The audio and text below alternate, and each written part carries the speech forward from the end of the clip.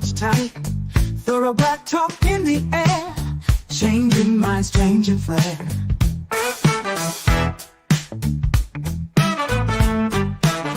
From Brother Tad to Sister K, warriors got things to say. Sister Marcia brings the heat, Brother Blacksmith keeps the beat. Revolutionary waves they fly underneath the open sky. Every word's a call to fight. Tune in, feel the ancestral light. Thursday nights, the world will see Black Power Media on the spree. Facebook, YouTube, all aligned, breaking free from every bind.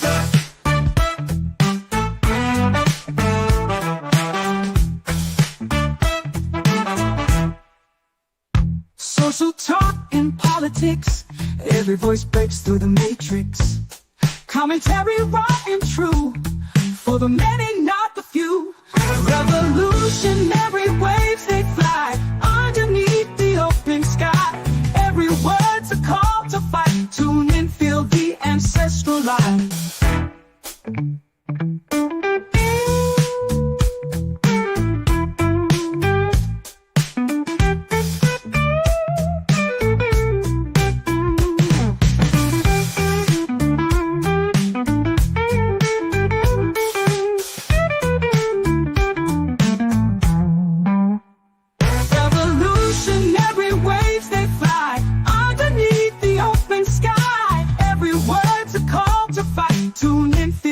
Ancestral line.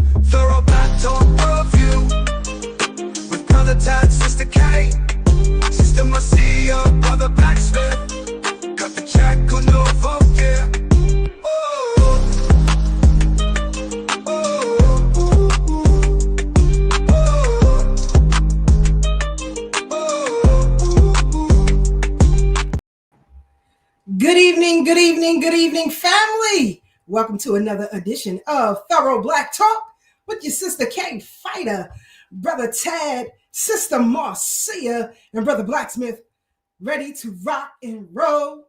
It's going to be heavy tonight, family. I'm going to need you to put your feelings in your back pocket. All right? Put your feelings in your back pocket. Shout out to Sister Joyce, Brother Monty, Sister Aruba 927, Melrose Radio in the building. Sister Farnessa, always on the check-in. Sister Donna, Brother Kerwin. Boy, Alabama stay in here heavy. I love Alabama. Uncle Jesse, Aunt Marie on the check-in. What's good? Sister Aruba 927, Doggy Diamond TV mods on the check-in. Let's get it. Brother Tad, you ready? Brother Tad of the OG Wisdom Podcast up on the Brooklyn Bridge. Tune in, feel the ancestral light. Peace, family. Everybody said they like the music, Tad. They like the music, brother. I Tad. do too, baby. Thorough Black Talk, Worldview. There you go, family. Produced by none other than yours, truly, K Fighter. Yes. Producer extraordinaire. All that. I wear a whole lot of hats. Yes. I can't wait. Of course, I love Alabama. I told y'all I might be living there in the near future. Y'all think I'm playing with you. You really think I'm playing? All right. I'm going to come down there on a trip, hopefully, the beginning of the new year. I'm hoping, if everything falls right. You know, I've been dealt with some challenges, but nobody cares. Let's keep on moving. Our brother King Simon up on the Brooklyn Bridge. What's happening? Shout out to King Simon. That's our brother. You're going to have to get King Simon up on here soon. Oh, yeah. You let me know when you're ready, brother King Simon. Word. Both shows. We'll make it happen for Thorough Black Talk and the OG Wisdom Podcast. But while my brother Blacksmith get ready behind the scenes, I want y'all to get ready for the class this Sunday. 12 p.m. That's right. Yes, indeed. You might want to be there this Sunday. Genealogy 101 with your very own K Fighter. Give you the tools necessary to research your own family lineage. You know, I don't know if you remember, Brother Tad, because all this commotion about, our brothers across the water, if you will, in Scotland. Remember, I think it was 2013 or 2014, I sent you, Sister Katasha, Brother Kifaro, a coat of arms that was given to me by Scotland. You see? So, just know that K Fighter do a whole lot of research for a whole lot of people. Some of your students, shout out to the students who were just dropped off colleges near and far. Yeah. Shout out to Kayla, Ryan. Shout out to our babies. Yes. Grow so fast. Word. But you'll be surprised. Sister Keisha did a whole lot of research for a whole lot of professors. But anyway, that's the side hustle. You got to have a whole lot of hustles these days. The economy is crazy. So you got to have money coming in any way you can get it. Right. But again, I hope to see you all Sunday. I know Sister Farnessa will be joining us for the class. Shout out to Brother Terrell Evans. What's happening? Gotta give shout outs and love. Sister Farnessa. Brother Rich Nice will also be in the class. Sister Tanisha will be in the class. And again, if you want to join us, please shoot me a message on Instagram, Facebook, or X so that we can sign you up for the class and get you ready for Sunday afternoon, because we're going to be done 2 o'clock flat, 2 p.m. flat, because we don't want to miss the OG Wisdom Podcast. Yes. I know they going in. But we got a lot. Let's get our family up on the Brooklyn Bridge by way of the Bronx. Our brother from another mother, Brother Blacksmith, up on the Brooklyn Bridge. Peace, Brother Black. Hey, Sister Keisha. Yes, sir. Somebody told me that house you're going to buy is on Alabama Avenue. And they say when you go to Jamaica, you just take the F train to the last stop. How you come in starting trouble, bro? I'm about to put you on timeout early. I was happy to see you. Now we about to mute you. I'm going to do it myself. You see what I'm talking about? This is what happened when you let the Bronx in. And we try so hard. We show a lot of love to everybody. But I'm gonna stop chapping it up. Let's get our sister Marcia, Africans on the Rise, in the building. What's good?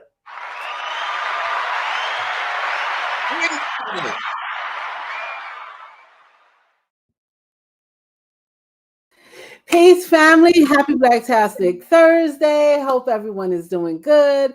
Black, your shenanigans with the weather. I'm not sure why you did this to us. We do not like winter, at least not over here. So, anyway, it's a fantastic week. It's been cold. I feel like I want to turn on the heat.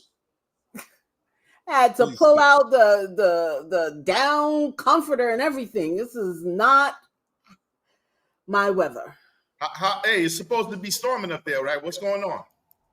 Nah, that missed us. We got a little wind, couple of drizzles, but not major up in here. We got a lot of winds. 2 of my windows broke through the wind. So woo! I'm not happy.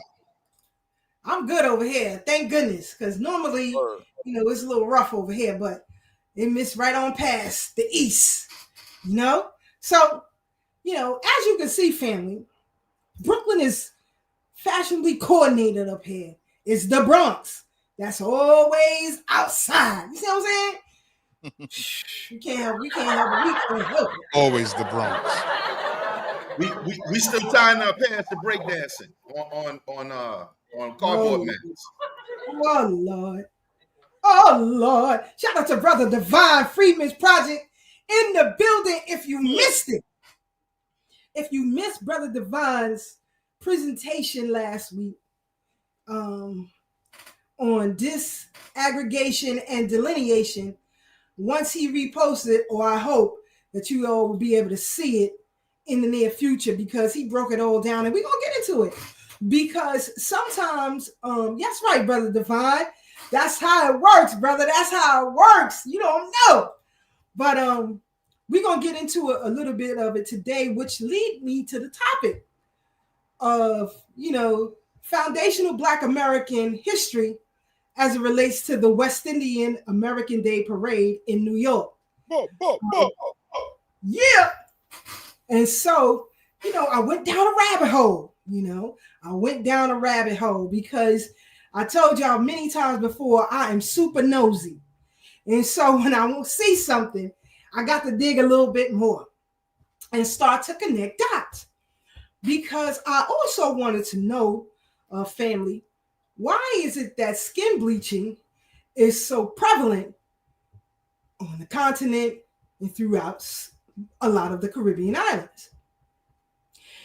Then that led me to colonization and enslavement in those 2 places. And so I came up with a bunch of stuff. So we're going to get into it because, family, with this whole FBA renaissance that is happening, and shout out to everybody on code. Even if you aren't FBA, but if you're on code and you're rocking with us, we love it. We love it. We love it. And so, a lot of people have been saying, family, that it's very divisive, that we need to come together, and that, we are wasting time, and so on and so forth. We have a common enemy. No, we don't. Right. No, we don't. And I'm going to prove it tonight. When we told you, shout out to Sister Brooke, too. I Miss Brooke. What up, sis? That's a little sis right there. So, I got you, Divine. I got you. I'm gonna shoot you a text tomorrow because I didn't get a chance to do the website yet because I'm planning for the class on Sunday. But I got you right out the box. So I'll text you tomorrow to get your size and where you want to ship to. All right. So definitely got those foundational Black American t-shirts, long sleeves, and hoodies coming. But anyway, I digress. So, we've been saying to folks that these folks delineated first and they separated themselves politically and legally, right? So, Brother Devon showed a piece last Saturday, and I said, you got to send that to me because that takes a lot of my homework out. If I don't got to do too much homework, I like that. You know, I do enough homework as it is. And so we're going to watch this piece, and then we're going to come right back with the origin of the West Indian Day Parade. So, and you know, I got to call Cap, Brother Tad. Cap on all the Caribbean massive who say, oh, we not with the LGBTQ. You know, boom, bye, and all of that mess. But when you come here, you turn sucker. And so we're going to prove a little bit of that. We're going to show you who the leadership of your tribes are. And you don't even descend against them. They have no pushback from any of you. And so we're going to get right into it, family. So let's pull this clip up on the Brooklyn Bridge, play it, and we'll come right back and we'll discuss. Hold on, family. Here we go. Sac Passe, it's Josie Pierre. My name is Shelly Video Borrell. My name is Kadim. My name is Mohammed Kiwamin. My name is Twinkle Paul. My name is Harry Johnson. My name is Aminta Kilawan Narayan. My name is Sundari, the Indian goddess. My name is Vijay Ramjatin. And I'm of Indo and Afro Trinidadian descent. I'm a Jamaican immigrant. I'm a married lesbian immigrant from Trinidad and Tobago. I'm a Black gay man living with HIV. I'm Hindu, an Indo-Caribbean community organizer. I'm a survivor of hate crime violence. I am a parent. I'm a Guyanese American. I'm the founder of the Caribbean Equality Project. I am a queer, non-binary Jamaican. As a queer and Hindu Guyanese faith leader. As a Trinidadian American. As an immigrant family living in Queens. As a queer, Indo-Caribbean, Muslim immigrant from Guyana. As a council member for the 16th district in the Bronx. As a son of Grenadian immigrants and the New York City's public advocate. As a native of Guyana and a New York State Senator representing the 19th Senatorial District. As a Haitian American and resident of Flatbush, I'm encouraging all my Caribbean people to come out and fill out the 2020 census. So what exactly is the 2020 census? Every 10 years, the census counts everyone living in our community. The census helps us get funding for community centers that teaches our children dance, music, and history. The census gives our Caribbean communities a political voice, representation, power, and funding for schools and hospitals. The less than 10 minutes it takes to fill out your census will determine how much money we get for schools, housing, transportation, and so much more over the next 10 years. If we don't count, we may lose fundings for these essential centers, as well as for the West Indian Day Parade and the Pagua Parade. When our communities are undercounted, we are deprived of equal representation and adequate resources. We're missing 50% of the population right now. It means that we'll get 50% less funding in our community, not just today and tomorrow, but for the next 10 years. The Caribbean community, the Black community, are the communities that are underserved. This is our moral obligation, and we must be counted. We need to be counted. We need to be included because our vote and our census allows us to be in a place and an area to be at the table. This will have an impact on the services of healthcare, housing, education, and the number of representatives we send to Congress for the next 10 years. We have the ability to determine our representation in the House of Representatives. Have no fear. There is no immigration question. Just 10 basic questions about your household. So if you're Indo-Caribbean, check off other Asian and write in Indo-Caribbean. If you're Afro-Caribbean, check off Black or write in Afro-Caribbean. If you're both, check off both. Caribbean LGBTQ people can resist hate and discrimination by being counted in the 2020 census. And we deserve respect from our government and safe parks for our children. We must continue to encourage our friends, families, and neighbors to complete the census. I take pride in being counted because my Black and Brown Caribbean LGBTQ community exists and will not be silenced. Because we deserve to live in affordable, safe, sanitary housing. And funding to promote the arts in public schools. To do my civic duty and build my community's political power. To ensure our community, our family, has access to health care and reproductive rights. So my thriving Brooklyn community could get funding to amplify and increase access to culturally competent mental health services. I take pride in being counted because LGBTQ plus refugees and asylum seekers need immigration services, affirming healthcare, and academic opportunities. I take pride in being counted because the advocacy for trans and gender non-conforming people must continue. Take pride in being counted by investing in public safety in our undercounted, under-resourced, underfunded Caribbean community in Queens. This is the first step to center Black lives, Black trans lives, and all Black lives in housing, public services, legislation, political power, and equity. You can respond to the 2020 census online, on paper, by phone, or in person with a census taker. Our community counts because we deserve safe neighborhoods with thriving small businesses. Queens counts. Indo-Caribbeans in Brooklyn counts. Flatbush counts. The Bronx counts. Staten Island counts. Black trans women counts. Our queer family counts. People of all faith counts. Indo-Caribbeans counts. Queer Caribbean counts. Caribbean people in Brooklyn count. Let's take pride in being counted. Because we are the crossroads of the world. Bullshit. Bullshit. But you see, delineation, disaggregation already happened. And if you listen carefully, not only was they talking about the LGBTQ of their kind, or whatever other names they go by, but they also grandfathered in refugees and asylum seekers. I caught that. Okay? I caught that. Let's go to Brother Divine. He said, it just blew my mind. After sending that video to you, I saw the organization that put it together. It was the Caribbean Equity Project. And the Caribbean Equity Project is one of those orgs that ignored him. Okay?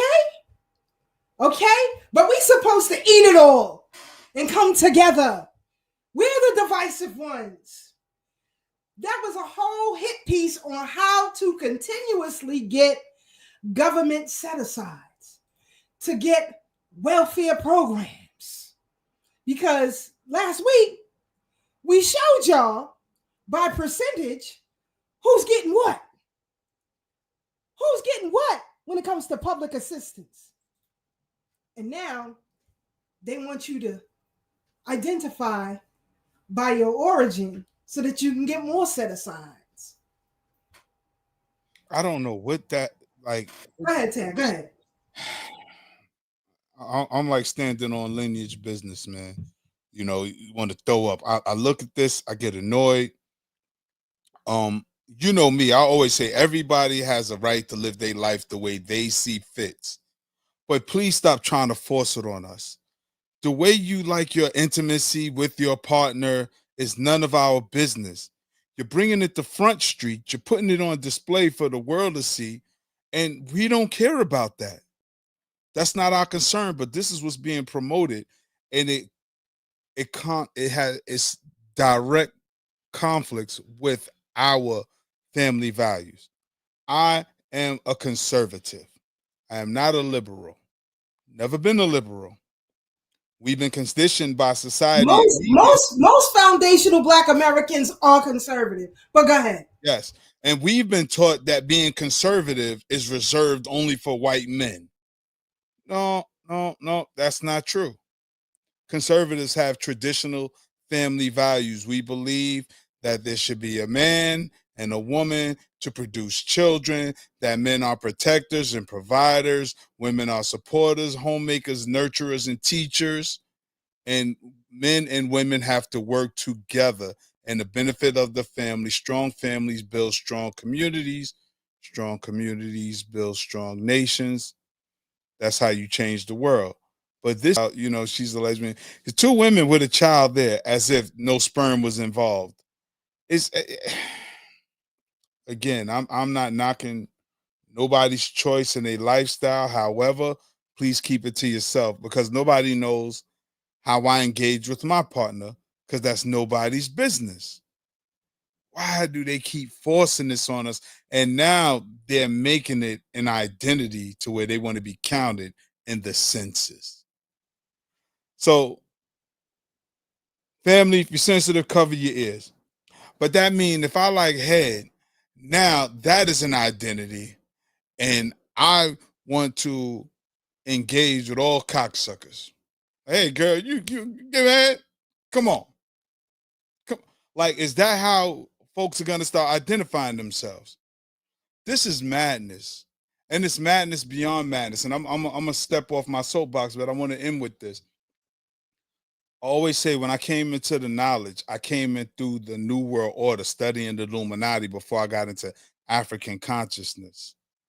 And I learned about the New World Order, and all this insanity was predicted in all them books that I've read.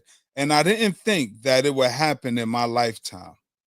I didn't think it could really happen, but I saw the direction the world was going. And I was like, nah, that can't happen. But now you fast forward, we really in this cesspool of insanity, and nothing is regarded as mental instability anymore. Only thing they say you need mental health services for is if you're depressed, if you're sad. Well, shit, black folks always been depressed and sad. You just slap an H on your chest and handle it. You just move on. That's the shit called life. It happens for everybody. Everybody has their ups and downs and ebbs and flow. But this insanity, Jesus take the wheel. I'm off my soapbox. I know my sister Marcia was getting tight.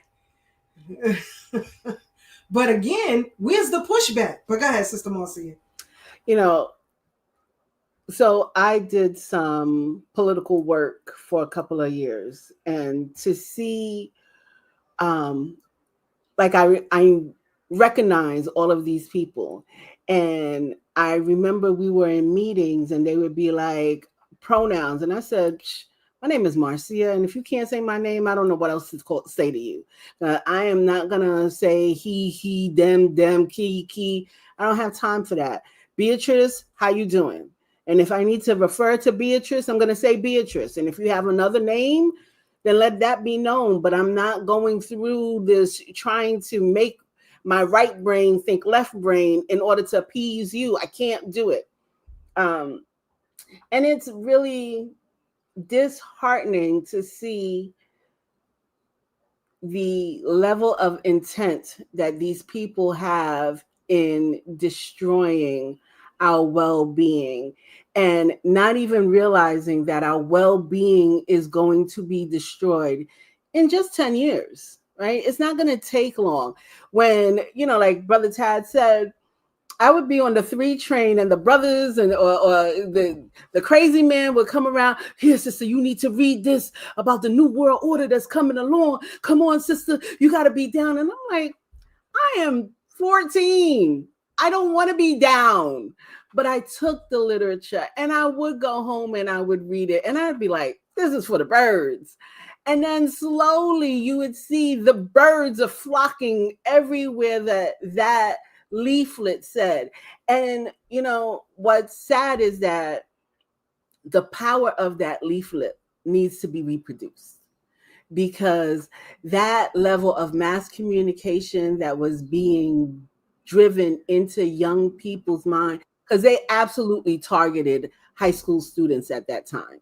They were not looking for elders or mothers and stuff like that. They were looking for high school students. They were intentional about what they were doing. And I think we need to look at that marketing strategy again.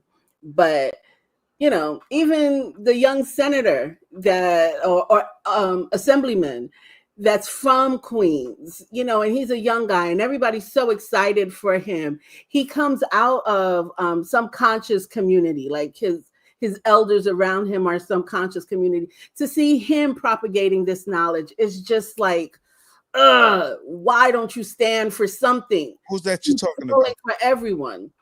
Khalil Anderson. Okay. He spoke. Jermaine Williams was in there too. Yeah, Jermaine Williams. That's what I thought she was talking about. No.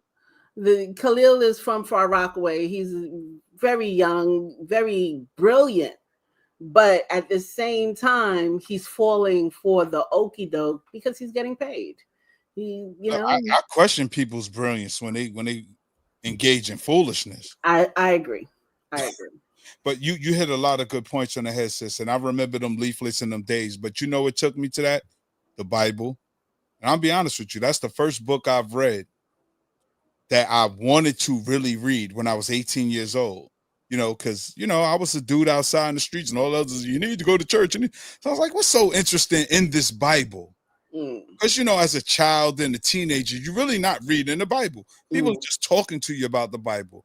But at 18, I had my own understanding. I started reading the book. And then once I got in Revelations, it was just opening my mind to talk about, you know, the caste of society, hence cryptocurrency and things like that. It was talking about all the evil things, and the children will be running the world and having more say so than the adults. And it was crazy. And then I just started reading books about that stuff. And here we are, the insanity, the evilness, the wickedness, you know. Yeah, I wasn't. I'm not no Bible thumper, but a lot of that stuff is coming to fruition. Absolutely. Revelations is here. I didn't, because growing up Catholic, you don't really read Bibles. You know, they give you your scripture that you're going to read for the week, you're going to focus on, and that's it. You don't have to go outside of the parameters of that particular scripture.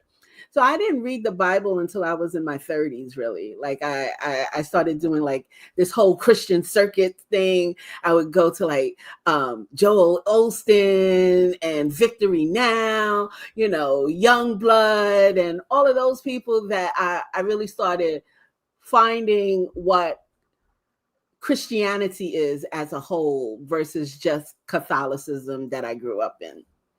So, you know, those information that I was getting, those leaflets, I would always just read them, and then whatever else I was reading, or, you know, definitely I was always a history buff. So I would definitely match them up with some historical information that I was gathering at that time. But yeah, and then to sit there and say community centers, they stripped our community of community centers. And now you're saying you want to get community centers back? How is this going to work? Because you're building more houses than you're building places for people to congregate. You took out the movie theaters. You took out everything to make people congregate, talk, and really realize who they are and what the potential of the community is. And now you're talking about community centers to what? Indoctrinate people into going, get the fuck out of here. That's it. Brother Black, your thoughts on that disaggregation, delineation piece? As far as that's concerned, it's just part and parcel of knowing that an era is over, basically. I don't remember who used to say it. Probably Steve Coakley, if I'm not mistaken. But I remember being at UAM one time, and somebody recommended that we read, I don't remember the name of the book, that we read a book that was about the last days of Rome. And if you read that book, I think I scanned it at the time, or I didn't read it, but I scanned it. But if you read or research the time, let's say the time, so that we don't just talk about a book, all the same stuff that's happening now was what was happening back then. The economy went bust.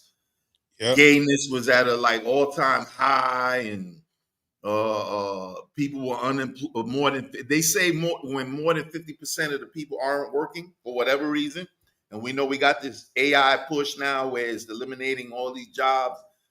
Allegedly, 2-3 months ago, 150,000 Black women, for whatever reason, were released from their. What's that, brother? It went up to 300,000. Oh, see, I didn't even know that. And now 350 to be exact, brothers. Okay. So I guess what I would say to that is it's an ongoing process. But I saw something yesterday that said it's now affecting white women, because for the most part, let me not say white. For the most part, women do office work. So if you got AI and all these applications in these computers now that you just submit information, they can do the job for 20 people.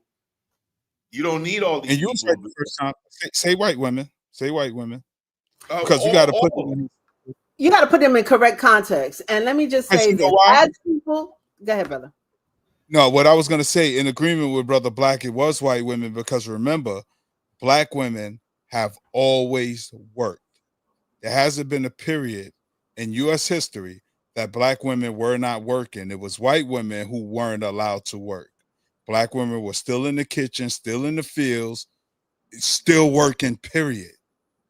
In all capacities, Black women. It was white women. And that's when the feminist movement kicked in. And so they's like, all right, you could go to the office, you know, and hang around the water cooler, file these papers, answer these phones. But yeah, white women were in the office. Black women been working. So when you say women, you know, we got to be distinct, because in this paradigm of living in the US, there was a Black America and a white America. And as we all know, it was separate and unequal. That's why we're fighting for our reparations. We want our compensation for the free labor, the underpaid labor, the being robbed of our riches, homes being burnt down, you know, whether it was the Freedmen Bank, you know, just so much of what went on with us in this country. And what is still going on, because the Sister Keisha just showed the graph, we've been vilified for receiving public assistance, even though that's our taxes at work. And if I lose my job, you damn right I'm gonna go get some resources. But it's non-citizens and naturalized folks that gets the most. And I've worked, you know, I work in that field, as well as working with the migrants that were fresh off the bus, and the things that they were getting. Sister Keisha, they was literally staying on Billionaires Row. They were staying in them luxury hotels. It's the part of the story they not telling people. Our mayor spent billions on people who not even citizens, haven't put $1 in the bucket for taxes, but reaped so many benefits. You had the community-based organizations with their 501c3 grants giving them money. Then you had public assistance giving them grants, as well as them getting free hotels.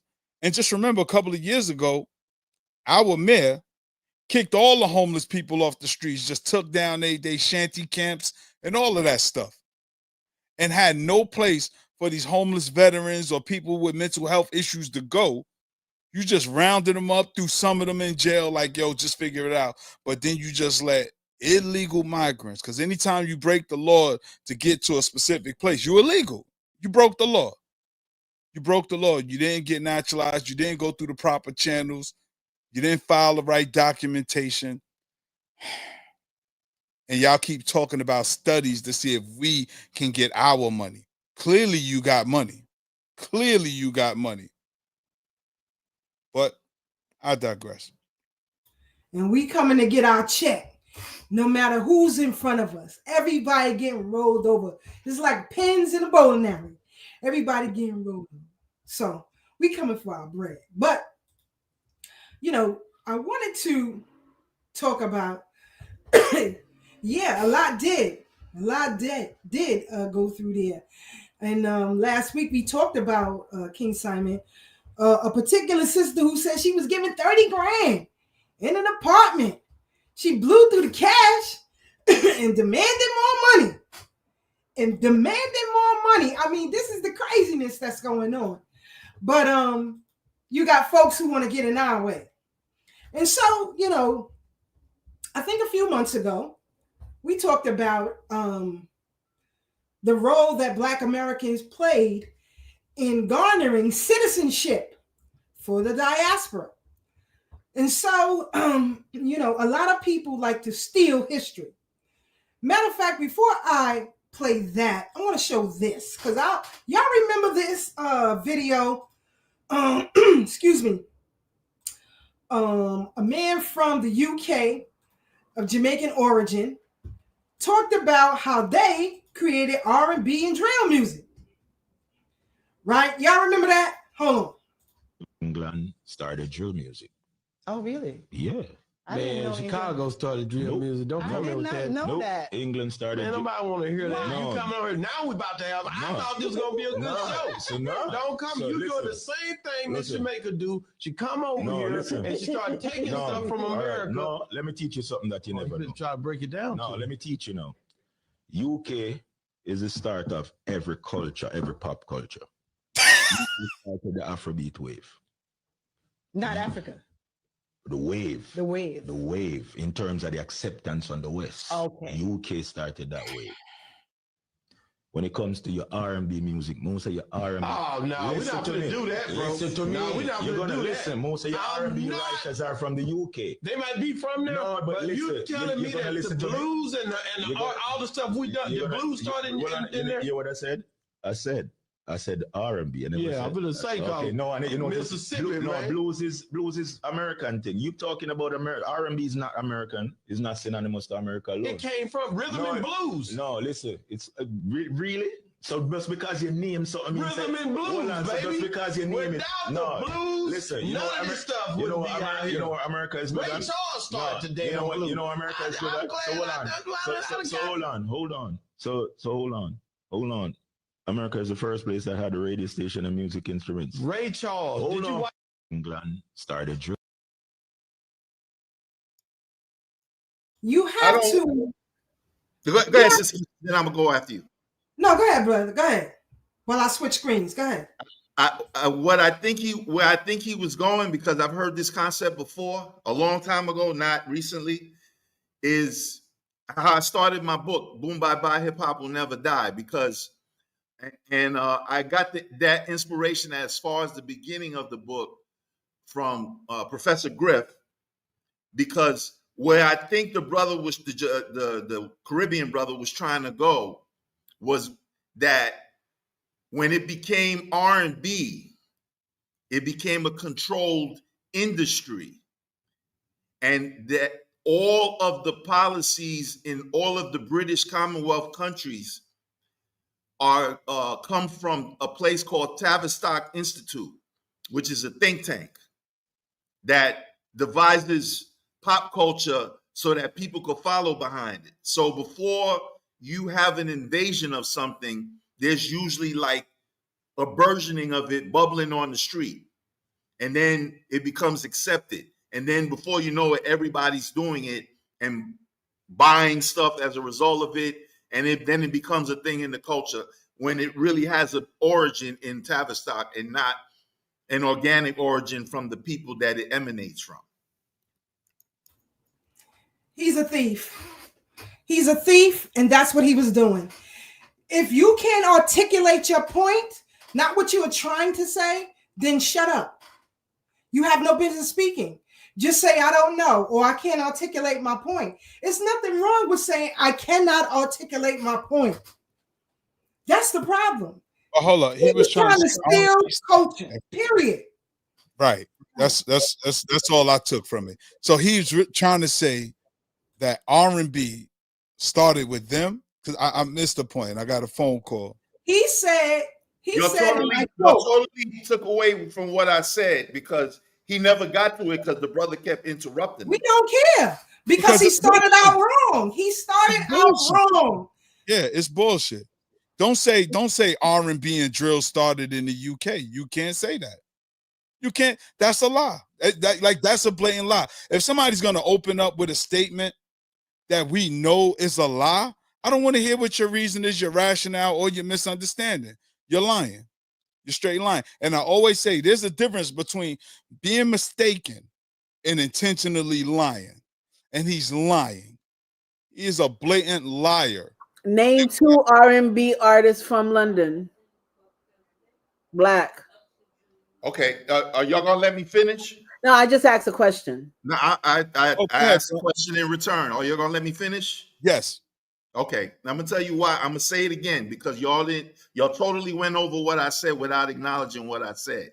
I said when it became an industry of music, once it becomes industrialized, it's controlled, and it emanates from a mind that created it for it to be controlled.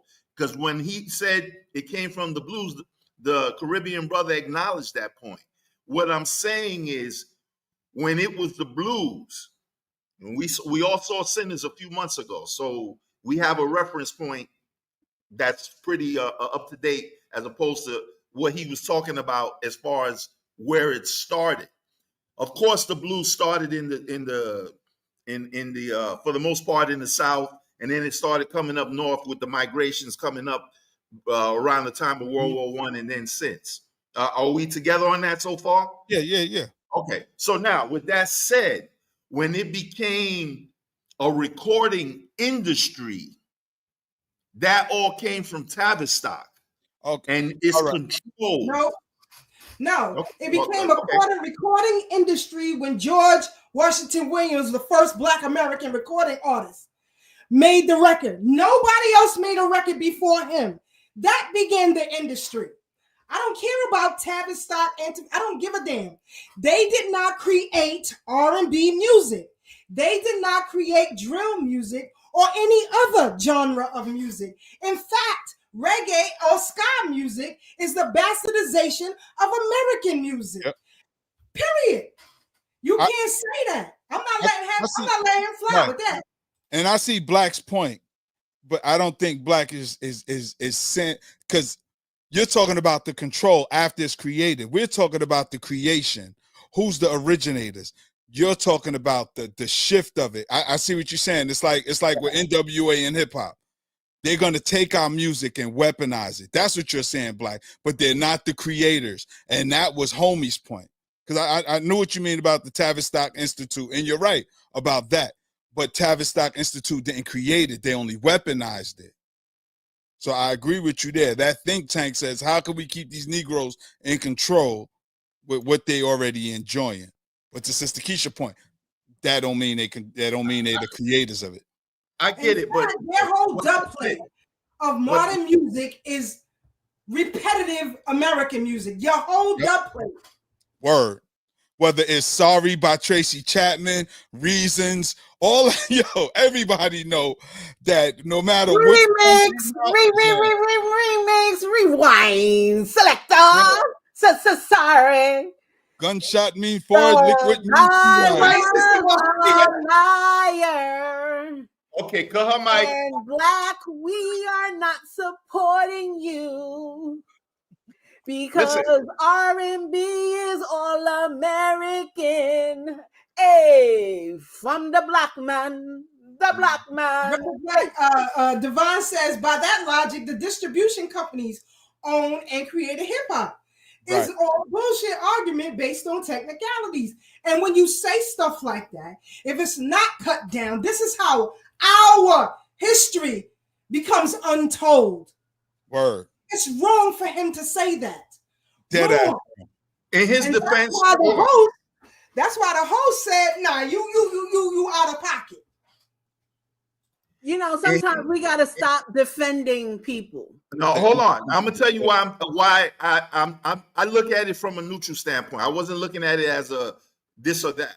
What the reason why I said that is because he never really let him land his plane. Because he started Come on, Black.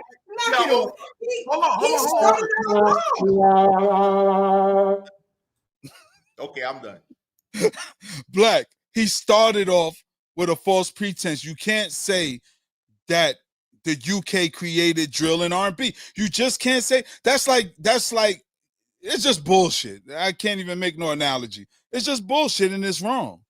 Okay, let me say it like this so I take it off of music. Let me say it like this.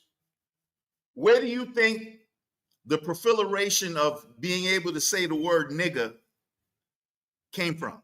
Where do you think sagging pants came from? It came from Tavistock. You're taking it somewhere else, Black. We staying on music. This man clearly started out wrong. I'm not letting that slide. I'm not. But see, Black, you talk about negative behaviors now. You're talking about negative behavior. Man. Come on. I'm talking about behavior. I'm talking about behavior.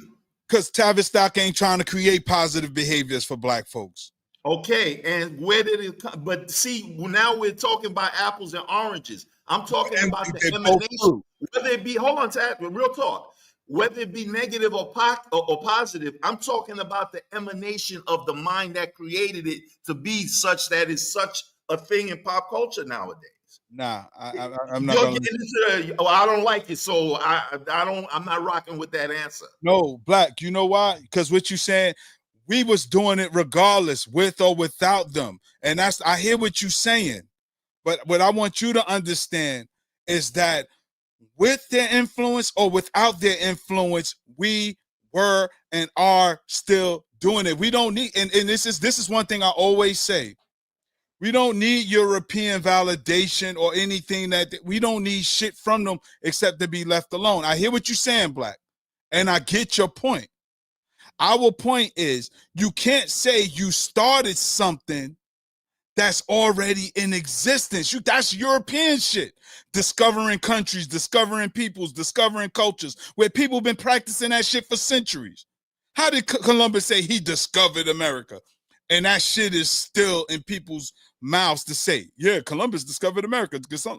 No, and truth be told, Sister Pat, jail sagging, like it in this generation, it started in jail. But you got to remember, Europeans created caricatures of Black people sagging their pants.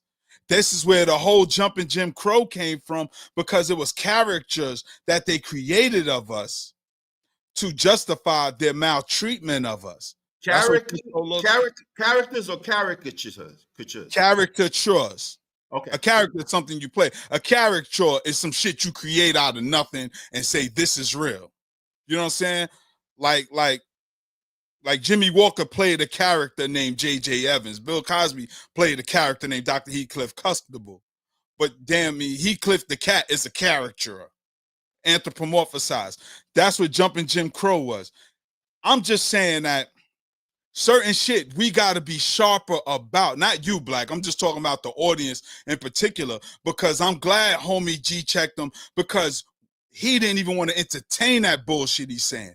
Sometimes people like, nah, let me finish my sentence. No, you already said enough. You said some bullshit, and we're not giving it no light. We're not giving it no validation. And every time it pops its ugly head up, we're going to shoot that shit down. Let's take the Pan-African community, for example, and then I'm off of this, at least for me. Y'all could pick up where I leave off. The Pan-African community always say foundational Black Americans is bullshit. Why? Because we always say we was here before slavery. Remember, a lot of Pan-Africans start Black history in America with slavery. That's a Eurocentric mindset, because Europeans say that we don't have no history without slavery, that our history started with slavery.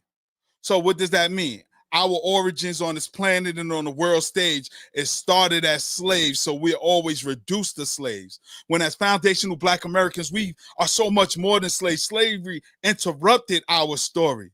It interrupted what we was already doing here. And then they mislabeled us, calling us, they mislabeled the indigenous people. Because remember now, through Hidden Colors, shout out to Tariq Nasheed, who we thought were Indians was fucking Italians and white people in red masks. Even though our grandparents and great-grandparents told us who we was, because the United States was already a multicultural territory when the Europeans came here. We can't start our history or talk about culture or anything through European eyes, because it's always going to put them in a position of power and minimize us. And that's what Pan-Africans do when they say that all of us came here from Africa via slavery. That is not true. That's just not true. That's a white man's thought process. And these supposed to be Pan-Africans, but they ignore all the other African-centered scholars that said Black people were here prior to Columbus. Even Dr. John Henry Clark in his book, Christopher Columbus and the African Holocaust, cites Europeans talking about Black people being here before they even got here. But African-centered people want to keep starting our story on this soil with slavery. That's some cracker shit. And I'm off of it. My bad, y'all. I just wanted a reminder that, it's very important that we stand on business with our history. And for me, him saying that just proves his allegiance with white thievery, because you're saying the same things that white folks say to steal culture. It's wrong. It's wrong. And I wish people stay out of our damn business in the first place. Just say I have no comment. It's nothing wrong with saying I have no comment on that, or I don't know. And that's what he should have said, instead of opening up his mouth and sounding like the fool that he is. But I expect that, because Jamaicans themselves have capitulated their whole island, not only to the white man, but now the Asian man. So I can get it. That's why he's in the UK and he's not back in his homeland. You see, I get it. But we're going to move on because, dang, it's almost 9 o'clock already. Dang. Always the Bronx starting trouble. Yeah, shut Black Mike down. Shut his mic down. I love my brother. For real. I love my and brother. You also catch Brother Black on Saturdays with Empress Filet. For those who want to get more into what Brother Black is, you can definitely tune in with Empress Filet Saturday evenings, 10 p.m. And Brother Black and El Pollinator goes in over there. But let's get into it. Yes, Sister Farnessa. People need to stay the hell out of our business. Like now, the diaspora folks are getting mad because Black Scots are showing foundational Black Americans love, standing on their business. I told y'all, get your goddamn tribes in order. I'm telling you, listen, let me move on. But speaking of stealing history or co-opting history, boy, everything works in divine order. Let's talk about the origins of the West Indian Day Parade in New York City. From Harlem to Brooklyn. Now, for many years, I had reached out to the board of the West Indian Day Parade here in Brooklyn. The last time I reached out to them was during the Freedom Party's run in 2013. And like Brother Divine, I still haven't got a response back. And I always ask them the question, why don't they talk about the founder, who is Trinidadian? Why don't you talk about Jessie Waddell? Because in order to talk about Jessie Waddell and the founding of this parade, you have to admit foundational Black Americans' input into it, and a significant input at that. And so let's go through a little bit of history. A Trinidadian community organizer in Harlem who brought Carnival to New York City in the late 1920s to 30s,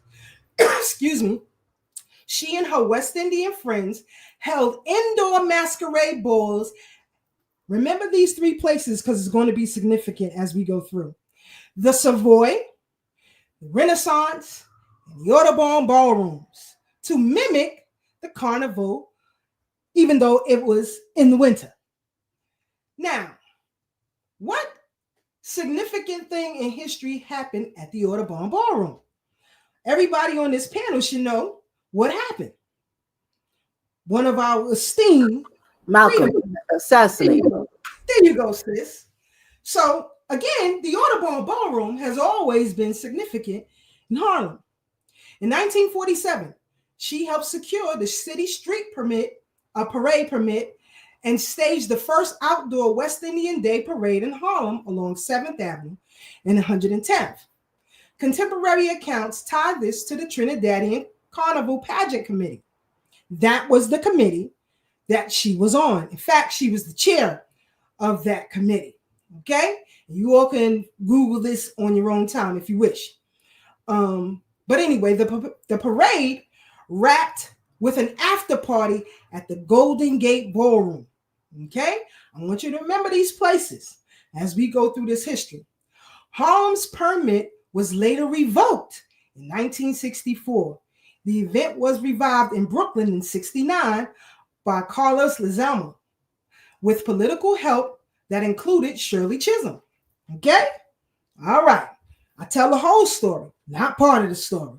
So for all of you who come out there, nobody gives Trinidad its props, number one. None of y'all will have your asses out there. I'll move on.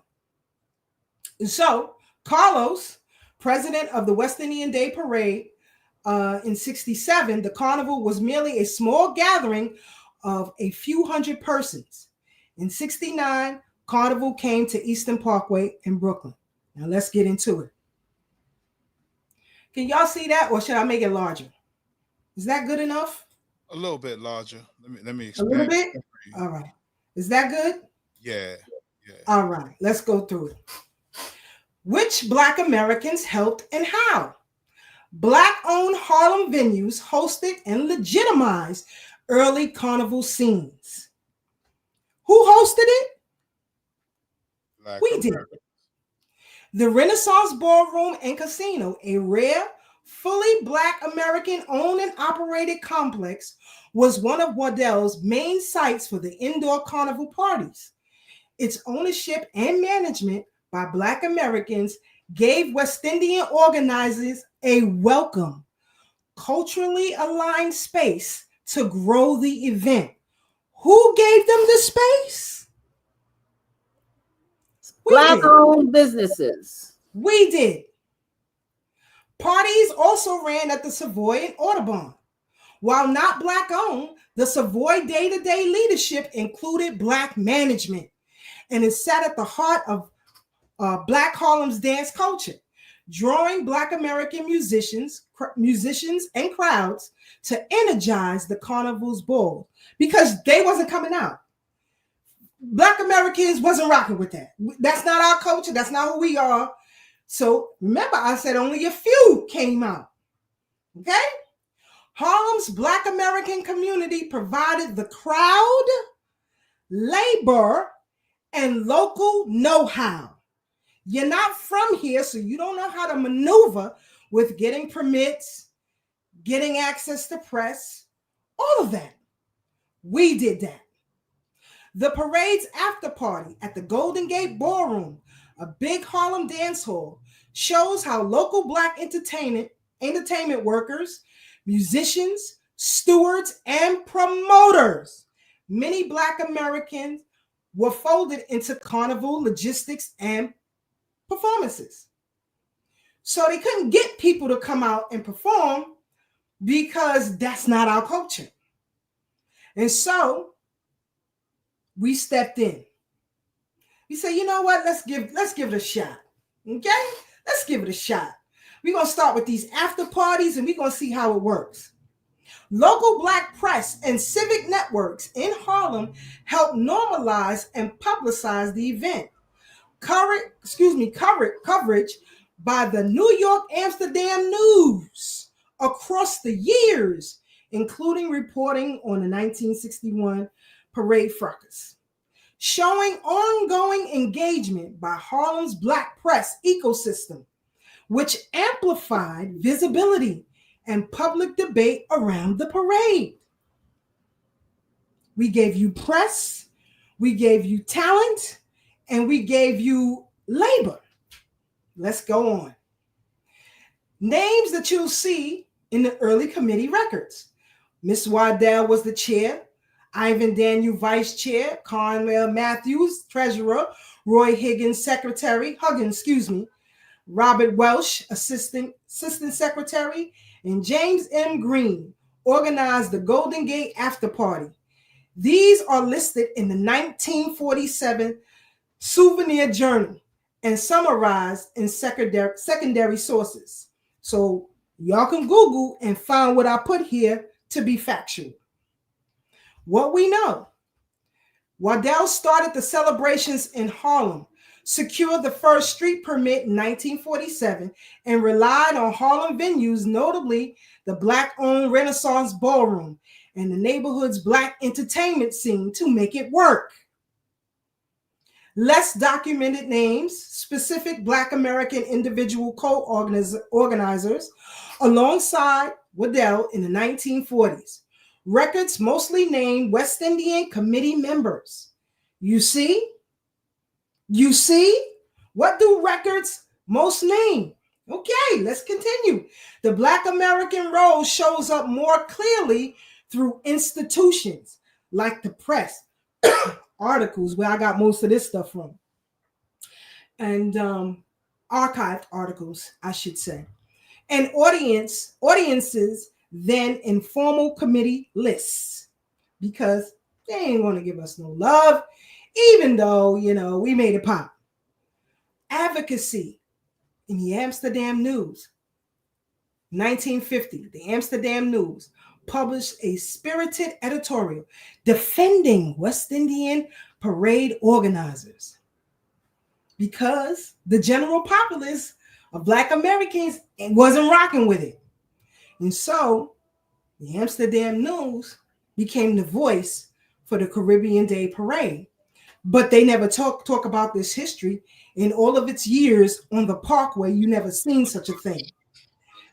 This message pushed for unity between West Indian immigrants and African Americans, or foundational Black Americans in Harlem at the time when the parade faced criticism. The appeal came from a newspaper co-owner by the name of Dr. Cleland B. Powell and Dr. Philip M. Savory, a Guyanese American. The synergetic representation of Pan-Caribbean and Black American leadership. Pan-Caribbean. I want you to hold on to that thought. And remember what we played in the outset. It's still Pan-Caribbean. Let me continue. Harlem venues and cultural anchors. Jessie Waddell began holding her carnival masquerade balls indoors at those venues that I mentioned earlier, deeply embedded by Black American culture. Because we wasn't rocking with it, especially in Harlem. The Renaissance Ballroom and Casino in particular was built and managed by Black Americans, serving as a beacon for Black culture and political expression during the Harlem Renaissance. You know who helped Miss Waddell get those permits? Adam Clayton Powell. But you would have never hear none of these folks talk about that. Let me continue. The Savoy Ballroom was a landmark for Black New York dance culture, with African American performers and audiences animating its space. These venues didn't just host, they nurtured the carnival's early growth by offering support, space, and legitimacy to Waddell's celebration, even when carnival traditions were new to New York. We wasn't rocking with it. Event logistics and entertainment.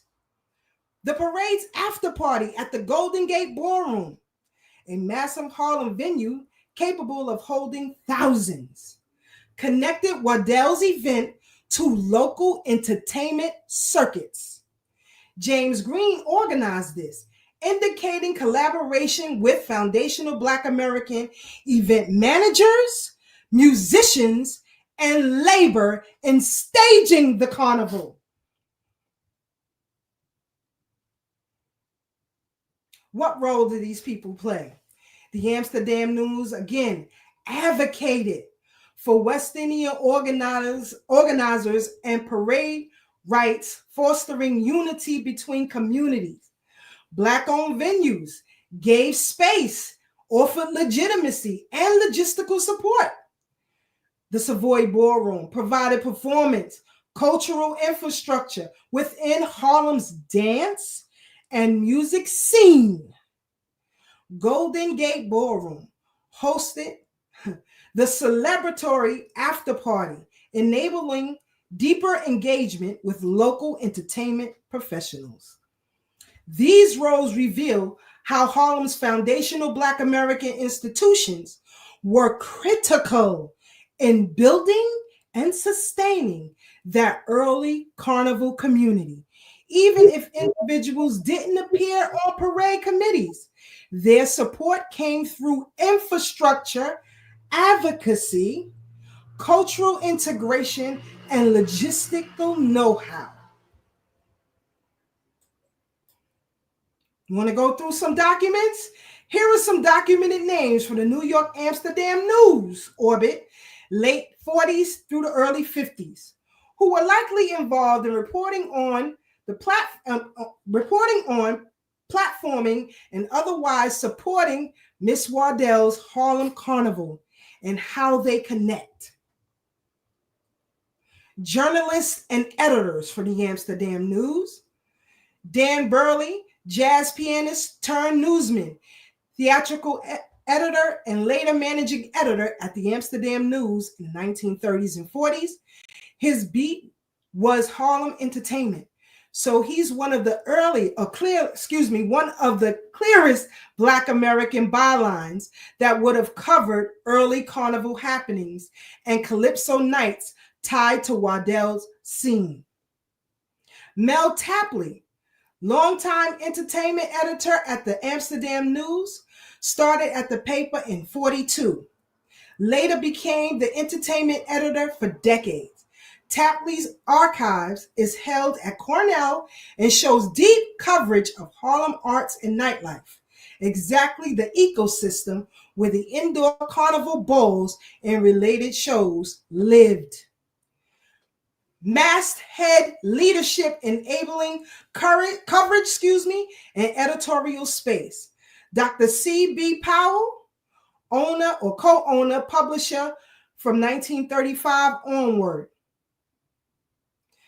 Dr. Philip H. Savoy, co-owner with Powell, a West Indian Guyanese physician whose partnership with Powell embodied the Black American Caribbean coalition that the paper often promoted. Okay? But y'all gyrate your asses out there every year, but nobody talks about the founding, the history of it, because you don't give a damn. Because they don't know. No, they know. Listen, Because I don't know. I'm talking about the board. The board is clear on its history. Okay. So if the board presents this parade every year, it is the responsibility of the board. But again, absolutely, I get you, Sister Marcia, and what you're saying, because like you said, you didn't know. Right. But the thing is, and let's stay there for a second. How does one participate in something for decades and not know the origin or the history, or care to? And this is what we're saying. We have allowed people to come among us, to be who they are, as they are among us. And if you do that, and I'm talking to the diaspora, it's your responsibility to learn the history of the people in the nation in which you live. Because to come here and to participate, you are co-conspirators in covering up the history. And that's why, I say many times, no matter what it is you do, I said this on Doggy Diamonds TV, whatever it is that you're into, you should know the history of it. Just don't get into it. I know the history of YouTubing, streaming, podcasting, all of it before I engage or embark on this thing. Even when I was studying in university, I looked at the Black facts of what I was studying, of the degree that I went into. I wanted to know what was Black about that industry, what makes that industry Blackify, and how could I continue the Blackification of the content that I'm learning and give back to my community. Because one of the things that it says on Miseducation is that you learn and you give back to your community, but you also have to understand the origin of what you've learned in the context of that Black nation that had already preceded you. So I got you. They are not teaching us. And they're bad hombres. They are bad hombres, Sister Keisha, and I hold you up with that. They should be that should be one of the frontline contexts of, especially when they have all the little babies and their little fans and all of these things. They should lay down people's names so people could understand where they came from. What it is that you are representing right now. It has a legacy, but I get it. And and right on point, Sister Marcia, right on point. And this is what disturbs me so much, when I don't see the support from the diaspora when it comes to the African American Day Parade. Because you should be in Harlem, because this is where your West Indian Day Parade originated at. And so again, when you do these things, we have to make it plain, as you said, teaching people. And so we live in a technological age, and I guarantee you costumes are already made for the Parkway coming Labor Day. And I know families, who are part of mass camp and all that, but take themselves there every year and don't even think of speaking of the history. But then you have folks from the diaspora who tell us we have no culture, we have this, we don't have this. Mother effer, we gave you your goddamn culture. But I digress. Gonna move on. Gonna move on. Let me move this down some. Okay. Entertainers, managers in the Harlem ecosystem. Okay, for what we've covered so far. While committee rosters around 47 listed mostly West Indian names, the venues and nightlife circuit that made Waddell's Harlem Carnival possible was squarely within Black American Harlem. And that's what the Amsterdam News Entertainment Desk chronicled. The Renaissance Ballroom, or the Rennie, a key Harlem venue with Black ownership and management, rooted in a heavy West Indian audience. This was one of Waddell's early indoor sites and a regular subject of Harlem entertainment reporting. Savoy and Golden Gate, big Harlem dance halls, where after parties and related shows were staged. The Amsterdam News routinely covered calendars, bands, managers, and the like. Gay Black American musicians, entertainers who by playing, the Harlem ballrooms that hosted Waddell's Carnival Balls in 47 after parade parties helped power the scene. Carnival billing is rarely printed online in 1947, but these artists are documented as fixtures at the same venues, especially Golden Gate, Renaissance, and Savoy during that period. Let's get into some of these artists. Count Basie, Jimmy Lunsford, Billie Holiday, Coleman Hawkins, and I put Hazel Scott because she is Trinidadian. There's another story about, y'all know she was Adam Clayton's power side chick. That's another story for another time. Josh White, Teddy Wilson, at the Rennie, Chuck Webb, and Ella Fitzgerald. Listen, Vernon Andre. Additional Savoy regulars frequently covered by the Harlem Press. Louis Armstrong, Roy Eldridge, Earl Hines formed the backbone of a Harlem dance culture that hosted West Indian mass balls before the parade moved outdoors. Keisha, can I interrupt? Hold on, brother. Hold on. Okay, Why these things matter to Waddell's Carnival? Waddell's early celebrations ran indoor at the Savoy, Renaissance, and Audubon. The first outdoor parade was in 1947 in September. It ended with an after party at the Golden Gate. So the Harlem band leaders and stars who worked these rooms provided the music, infrastructure, audiences, and promotion channels that made the early West Indian Carnival viable. Go ahead, Brother Black. I just wanted to mention the name Hines that you talked about above was Gregory Hines' father, for those who didn't know. Yes, absolutely. But today, again, you still don't have nobody talking about this history, but you'll gyrate yourselves all over the Parkway, talking about your culture, what you created. This is why we cannot allow people to talk reckless. Venue lineups for the Golden Gate: Basie, Lunsford, Holiday, Scott, Hawkins, White, Wilson are documented histories. the after party locations, or I'm just telling y'all from many articles during that time, and you can go to newspapers.com. I have a paid subscription because you can't get everything, but you can find all of these articles. I just compiled some things to shorten it because I ain't got all night.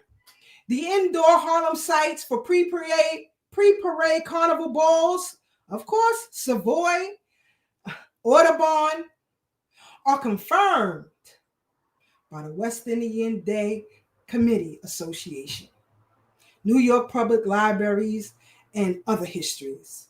Contemporary commentary describes alternating bop and calypso bands at the Golden Gate, underscoring collaborations between Black American and West Indian performers. Foundational Black American musicians, entertainers who supported it. Again, I've ran through the list, so I don't want nobody, again, to say they have no clue of the founding of this parade, who the key figures are, how long they provided that support, because it would not be if it were not for us. You couldn't come to Harlem with that foolishness. That's not our culture. That's not our culture. Again, the same list that I've been going over because I want it drilled in your head. Because as Sister Marcia said, she did not know. Why all of this matters? Because without Harlem's FBA cultural infrastructure, its venues, its bands and singers, and its press, Jessie Waddell's pioneering West Indian Carnival in New York would have had no stage, no amplification, and no ready Harlem audience. It was FBA entertainers and institutions that made Carnival feel like a part of Harlem's broader Black cultural fabric, helping it grow from a private masquerade parties into the 1947 public parade. And so, from now on, I don't want no more disrespect about we don't have no culture, that you came here and created all this by yourselves, and all this old kind of foolishness. This can't happen anymore. Enough is enough. And, you know, again, I know why so many brothers and sisters are dead set against us and why they try to co-opt the history. Well, let's work backwards, shall we? Let's look at this piece right here. Top 20 countries where skin bleaching is common. Nigeria is at the top. Skin bleaching, also called skin lightening or whitening, is a global multi-billion-dollar industry. It is most common in regions where lighter skin tones have historically been associated with beauty, social status, and economic advantage. Here are the top 20 countries where skin bleaching is most common based on the reported usage, market size, and cultural prevalence. Africa is number 1. Nigeria, followed by Ghana, Senegal, South Africa. There's a show called Young, Famous, and African on Netflix.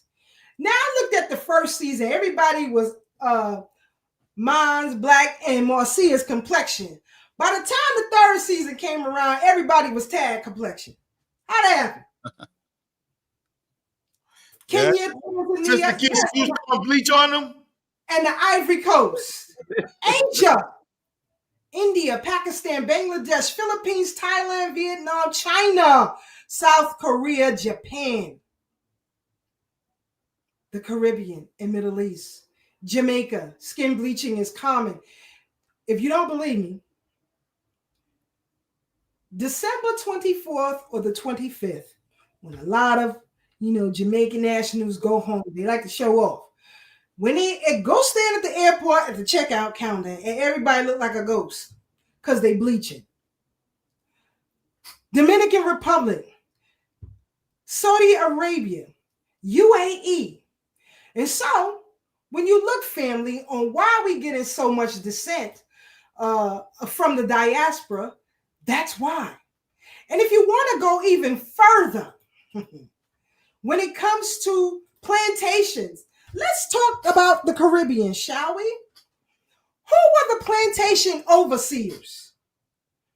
Because white men couldn't take the tropics. They left their children. Come on, Sister Marcia. They left their children to be the hoo-ha. And now everybody's like, oh, they're black, but they light, so I have to wash myself. I'm dirty. I'm dirty. I got a white pappy too, but I'm dirtier.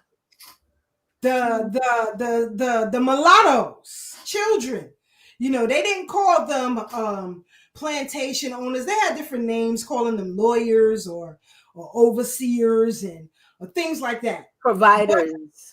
Right, Sister Marcia. But they were mulattoes.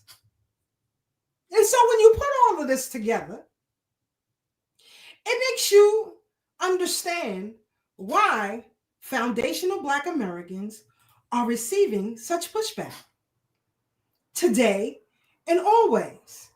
And so I want to know from you all who may have attended the West Indian Day American Parade.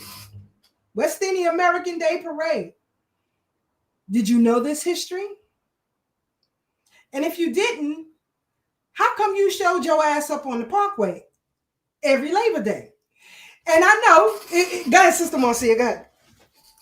I showed up because it was a representation of my culture. The Haitian people were outside, and then I got to immerse myself with everybody else's island folk food and all of them stuff. But never in my wildest years did I know that this thing began in the 1940s and the history of it, because it was never told to me. It was, oh, this is the Caribbean, this is Labor Day. This is the time where all the Caribbean folks come out and they skin out and show off their best selves and attributes. And as Haitian, you know, Haiti was the last float and the most egregious float because it had no fanfare with it. All it had was the base and the people. But when you look at all the other islands, they had all this fanfare, the ladies skinning out and all of this fans and blah, blah, blah, blah, blah, blah, blah, blah, blah. And then here comes poor little Haiti with his little girls with their traditional dresses and stuff like that. Now, looking back, it held on to tradition. But then I was like, why we only got to have our blue dresses on? What's up with that? Why we got to have blue? Where's the fans? Where's the representation of the Tainos as all the other islands did? And so it is truly looking back in my mind of understanding that, you know, even Jessie Waddell, no matter what you say, she was trying to bring in and have her folks remember their culture, but to denounce anyone else's culture because you don't see it and you don't understand it, and there's this one day that it's represented, is false, right? Because you truly, especially before today, right? In the 80s, you truly only had Labor Day to represent yourself. Today is a whole different conversation, right? 40 years later, it's a whole different conversation of how we present ourselves.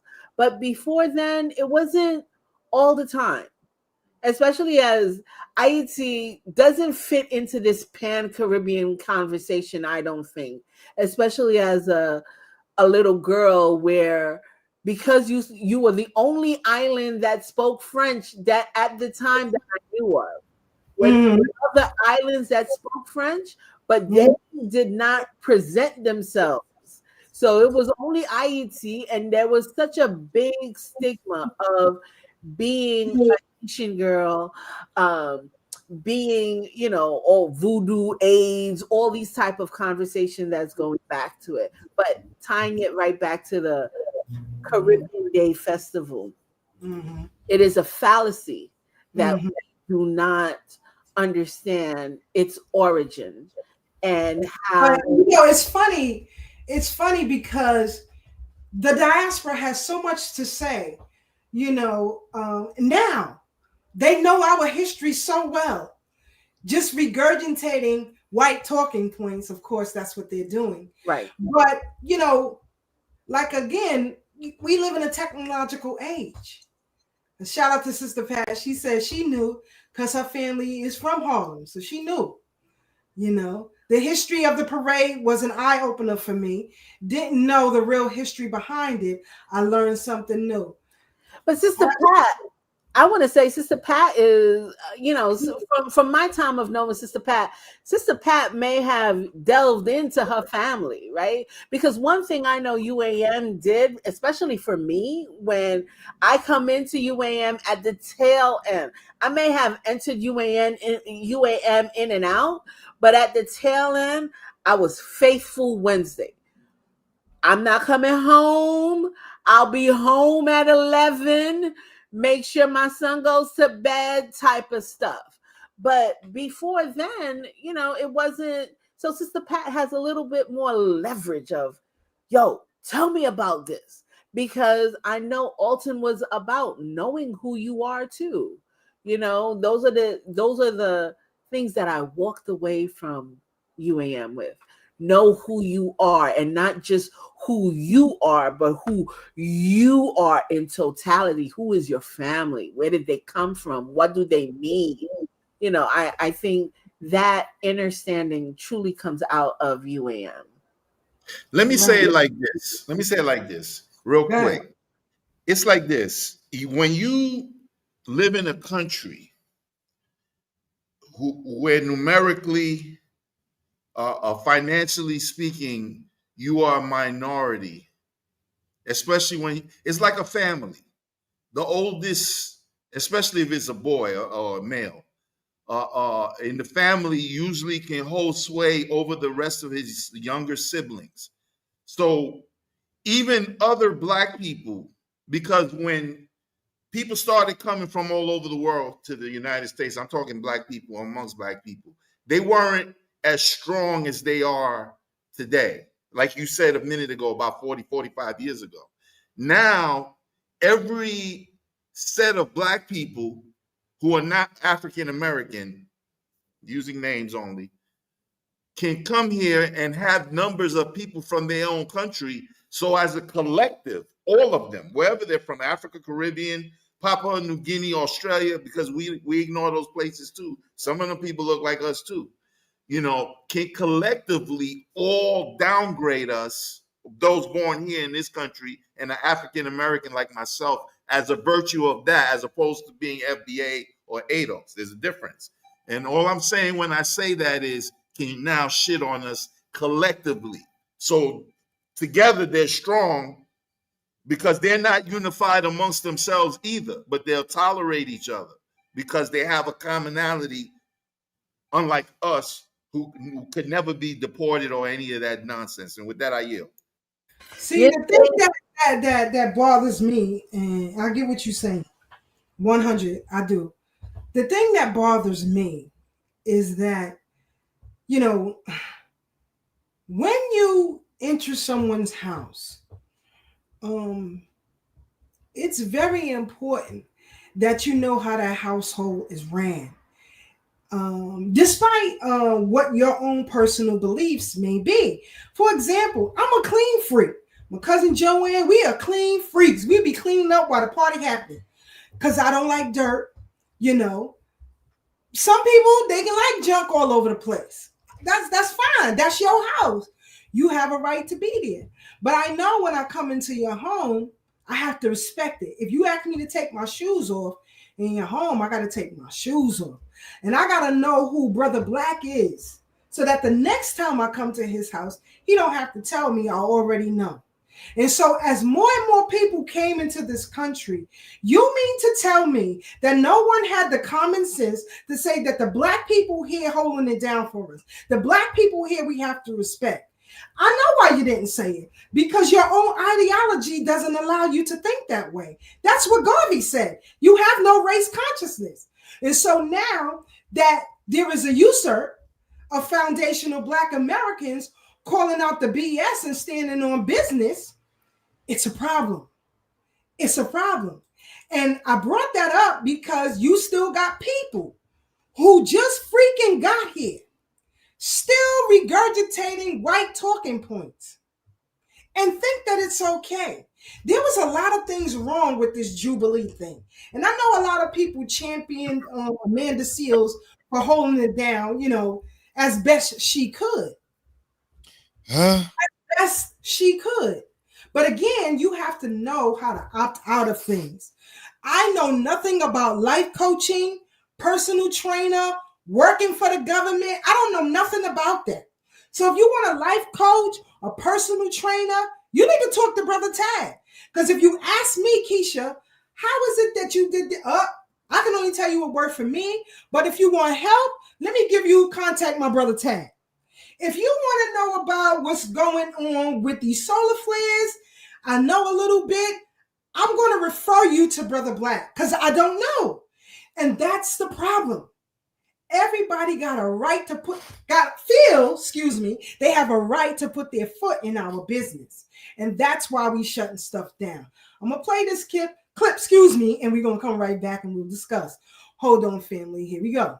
I just want to look at 3 applications of systemic racism against white people and against East Asians as well. So, for example, we have the National College Attainment Network, which defines affirmative action or even race-conscious admissions as taking race as one of the factors in whether or not you're going to admit a student. And we noticed that when race-conscious admissions was out of it, Black enrollment dropped 64%.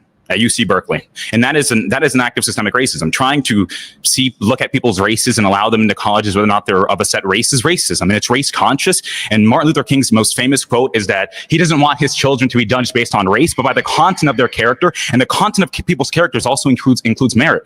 We have another example of systemic racism. Burgess Owens. He's a representative out of Utah. He's a Black Republican representative. He called out the MIT president for having Black-only dormitories. I mean, what does that mean? Why are we trying to segregate each other and say that Black people feel safer amongst Black people when the truth is they're actually more in danger when they're around Black people? And that's unfortunate. It's sad that I'm saying this, but it's the case, and I have to say it because it's true, okay? Black people are killing each other at a vast, crazy rate. Black men rapping about it. It's savage. This idiot is from Angola. Nobody is killing more people than y'all on the continent. You bastards are savages. Did we forget Rwanda? Word. Did we forget what's happening in Somalia? In the Congo? You bastards are savages. Liberia. But you come here and project, and this is the problem. This is the problem. Yes, Brother Divine, you need to ask Brother Tad about that. I believe you have his personal number, so if not, then I'll give it to you. He can help you with that. Because I can't help you. See what I'm talking about? I know my lane. I ain't even gonna give you any kind of information because I'll be all wrong. That's the man you need to talk to. Okay? But again, let's continue. It's barbaric, and we shouldn't be doing it as a people. We should try to get more Ben Carson's. Ben Carson's cousins were murdered when he was younger, but his mother came to him and gave him a book and told Ben Carson to read and study to not be like his cousins. And Ben Carson separated 2 twins at the back of the head, and he's known as one of the best pronounced neurologists or neuroscientists that we've ever seen. Right? Ben Carson said that slaves were immigrants. Well, they were brought here to the United States, and many of them were slaves, and we know that to be a fact. What is the difference between someone being an immigrant and being a stolen person? I mean, I understand that many people were stolen here, but 90% of historians agree that slavery would have not been possible if Black slave owners within Africa. Pause. Hard on the break. When they talk about what people, when she said people, what about the people who were stolen? That's another narrative that's very wrong. Thank you, sis. Very wrong. The majority of people who were sold were bartered for goods and services. Period. You see, and so an FBA would never say that. At least a foundational Black American like myself, who was well versed in my own history, you can never tell me that. He would have been finished at sentence 2. Period. But again, they know who to choose for these type of apparatuses. It didn't sell off their people. White people didn't show up and just start stealing people. They didn't do that. That's not how that worked. They literally did that. But they didn't. They worked with Black owners and the Arabs. Literally did that. It's funny, and Arabs did that as well. And I think it's very important. And I think it's important to note that there is an oversimplification of history as well as of Black people in Africa. There's a failure to acknowledge that in Africa, Black people did not consider themselves Black people. That was a racial distinction that was solely created by white oppressors to legitimize slavery. Arab oppressors, actually, because the Arabs did it in the 7th century. They were the first ones. They did not name it under Blackness. They simply just decided we're going to go and have enslavers. This was a decision that was actualized and then tried to be pushed forward through eugenics. Literally, there was an executive order that was passed a few months ago that said that Donald Trump wants to now control the museums because he wants to take back control of the narrative around race. And in one of these museums, and he's able to do that through you tethers and coons. This was a jubilee of tethers and coons. Including Amanda. Period. Isn't her family from the Caribbean as well? I know. Yes, sir. So I want to say real quick, it's funny how they jack our style and everything that we say, because I know I never really liked Amanda Seales, but now she's done stole our talking points. And what's so crazy for him to talk about the Arabs, he's not putting in this historical context, because he's talking about centuries prior to the Portuguese being the first European country to get in on the slave trade, because they saw how profitable it was for the Arabs. But he's speaking as if it happened simultaneously. And it's just people not well read, not researching, just regurgitating what they hear, because even from his premise talking about slavery, it would put you under the assumption that Black people only came to this country through slavery. And of course, so let me ask, with that said, Brother Tad, will you finish, please? No, go ahead. Okay. I just want to ask a question. That kind of is a good position to be in right now, because what you just said. What, for him or for me or who? Make your point clear, Black, as you speak. I'm trying to do that because he asked me a question. I'm trying to clear it up. So, okay, I'm gonna let me make the point. It's kind of good that we at this point right now, and I said this before on this show, because we about to find out a lot of what we all know, all of us here on this panel included, is a whole bunch of bullshit from the first place. Meaning we're going to have to start rethinking everything we already know. Yes. I'm good on what I know. And I just speak for myself. When it comes to history, American history, period, I'm well-versed. Well-versed. That's why they would never ask me or Brother Tad on any of these goddamn jubilees, because it'll be done in 5 minutes. You know, Sister Pat says this young man, these young, I think she said young, I think she meant this young man is not properly informed. He's informed enough to know about white supremacist talking points. Yeah. And this is what I'm saying. I'm not giving no breaks to nobody. I don't care if it's a 3-year-old. If a 3-year-old is out of pocket, I'm not giving that child no breaks. Because I pull up a video of my grandson when he was 4 years old, and he says to me, Nana, I'm going to have a Black wife, Black babies, and a Black business. Out of his own mind. I didn't tell him to say that. He just said it. Well, because when he's in his grandma's house, his grandma makes sure he knows who he is, period. So that from the beginning, there is no confusion. And now you have people who walk around with computers in the palm of their hands and still regurgitate BS. I'm not giving you a pass. In fact, I hope he falls down and busts his head open. I don't give a damn how old he is, because if we don't, family, and we joking around here, but when he grows up, he will join government and usurp everything that Black Americans are trying to fight for. And that's why I hope his ass catch it.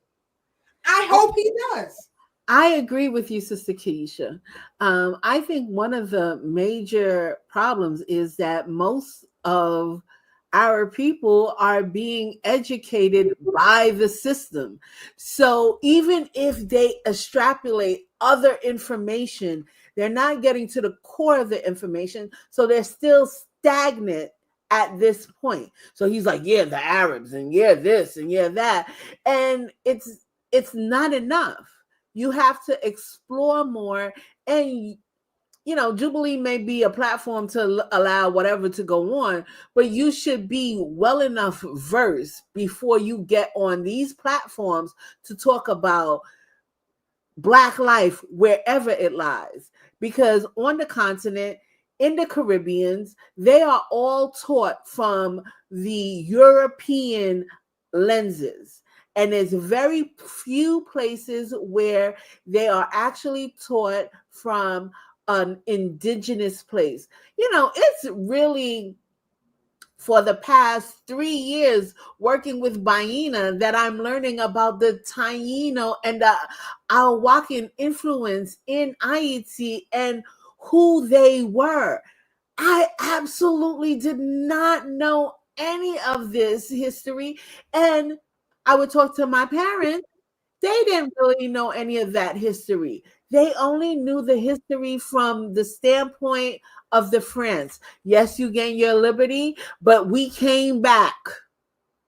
You know, that's the part. Oh, I'm like, Dessalines, and Toussaint. Oh, Toussaint was captured, and this happened, and we came back.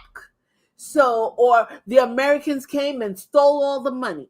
Those are the points. So it's really important to understand that these educational systems are full of their knowledge and less of our knowledge. And we need to imprint ourselves harder and stronger onto our collective, because they will always spill out their knowledge.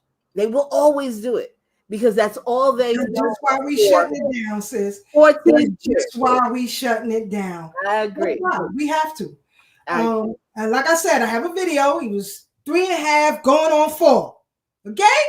Out of his own mouth. He just be outbursting stuff too. Just to be saying it. But he said it. Hold on. I have a black wife. I have a black baby. I'm gonna have black baby, and I'm gonna have a black business. Thank you. Yeah, young Pharaoh. That's our baby. He's clear. He was saying that when he was in the womb. He's clear, but I'm just saying, you got young 20-something-year-olds. That's what I'm saying. It's no excuse these days. So keep on. And I find it disrespectful. I have to say this before we move on. I find it hella disrespectful when I get things from people from the diaspora trying to convince me of a few who are doing something or saying something. That shit annoys me. Don't try to convince me. Convince your tribe. It's your tribe that's out of order. I'm good. Believe me. And when it comes to some of these places, I know their history better than they do. She said, when y'all are all going to teach, when are y'all going to teach your people? When are y'all going to, I don't know, your people down. Sit your people down, excuse me. Stop telling us what they don't know and do something with your tribe. I mean, it has to be. That's what the Black Scottish was talking about. That's what the Black Scottish dude was talking about. He was very clear because people were trying to erase their damn history. Foundational Black Brits trying to erase their history. Everything about Britons, when it comes to Black people, people talk about the immigrants who came there, the Wimbush crew who came there. Yeah. What about the Blacks who was already there? Before, and this during the wars. The culture and the history gets overshadowed. Absolutely. And I always say the destruction of Black communities always starts with immigration. Always starts with immigration. If you look at, all right, ask an Italian who grew up here in the States prior to 1950. Ask them how the new Italians who came over were treated by their own people. Ask him, and he will tell you they gave them the business. You're not coming over here talking that mess. Either you get in line with us or we're going to be done with you. Isn't that what The Godfather was about? Absolutely. Get on code. Absolutely. We're the bosses and you listen to us. This is how we roll. Now you want to do something new? Come, speak to us and let us evaluate your idea. So I wanted to show some clips as we get to the end of our program. Absolutely, Brother Terrell. I want to show this real quick, family, and then we'll come right back because, people who were of the industry talk about how, as we discussed a few minutes ago, I was trying to convey to Brother Black, and I think he understands. But let's play this about Big Homie talks about immigrant influencers like academics, Flacco, and Myron Gaines. Hold on, here we go. Talk to me about an immigrant, man. Look. The immigrant guys, let's talk about this. Let's take academics, for example. Immigrant.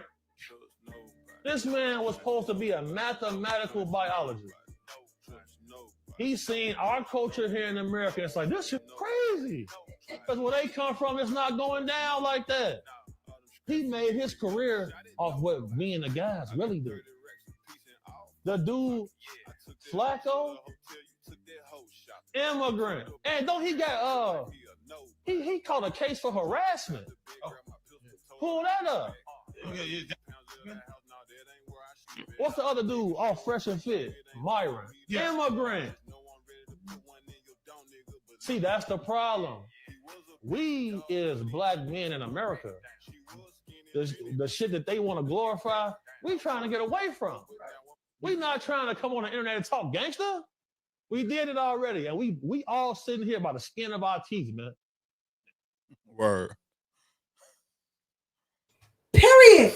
And then you say this is out. That's why when you hear these talking points, they always refer to people who are less fortunate, right? And like I think it was Myron Gaines who talked about Black American women twerking and all of that. Well, hopefully next week, if I have enough time, I'm going to pull up some information about the culture of whining. Okay? It goes back to those mulatto plantation owners. And I know a lot of people say, well, they were carrying over from Africa the ritualistic dance of mating and all that. Nah, mother effer. Nah. You see, we live in a technological age. I got hella receipts and I will destroy you. So I'm begging you, for your own sake, mind your business, get on code, or shut the hell up. Don't send me no information about one or two of y'all saying something nice. Send that to your squad, because a lot of you who I know, love and respect, have personally told me over the years how those of your tribe think of us. However, I have not seen a campaign from you or anyone like you speaking or advocating against it. In fact, you tell us that we are divisive. No, ma'am, and no, sir. And with that, I yield. Brother Black, We've come to the end of our program. Your last thoughts and commentary. I'm going to contrast myself right now, Sister Keisha, to your very profound comments. Y'all know I don't mention it much anymore that I'm a targeted individual. So I look at myself as this. I am the embodiment of what the African American is because everybody want to fuck with me. And when I say that, I mean in good for the result in bad. And know that only a chosen people. Now, when I say that, I'm talking about the people in general and me as a person in contrast to each other. So with that said, I'm going to get into my little spiel. We seeing the rainstorms continuing. Solar flares is hitting. We have a solar maximum right now. Get used to these terms. I say them often on this show, not every week, but I say them often enough where if you on my page or you hear me on this show periodically, I bring up that, the Schumann resonance, and all these things that we don't really talk about too much anymore, but you know, it's happening. Everything is changing. We know the sun is hotter. We see the rainstorms. We see the hurricanes, the tornadoes, the volcanic eruptions. You know, get in where you fit in and know that if you live in your life righteously, you ain't got nothing to worry about. Because when it all come down to it, we're going to form what's called a soul family. It don't matter where you from. We got to be of the same heart and mind at the end of the day. So with that said, those listening right now, those on the panel, and those listening in the near future, peace, one love. Catch me at melanininstitute.blogspot.com. We absolutely dropped a bomb up in here today, and I'm glad y'all were here for it, or will be soon. I'm going to pass the mic to my sister, Marcia, and we're going to get up out of here. Peace and love to the bridge. See you next time.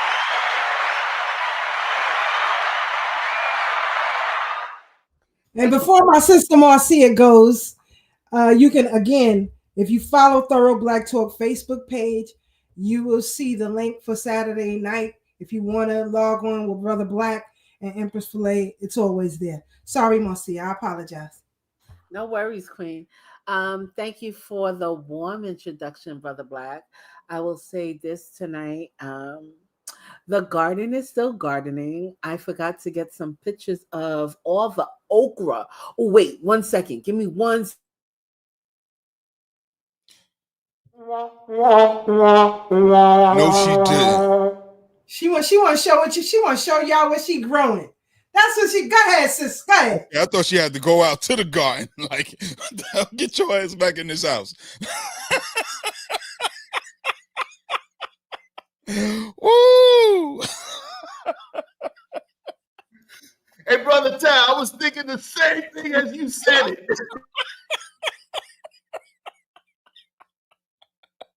Woo!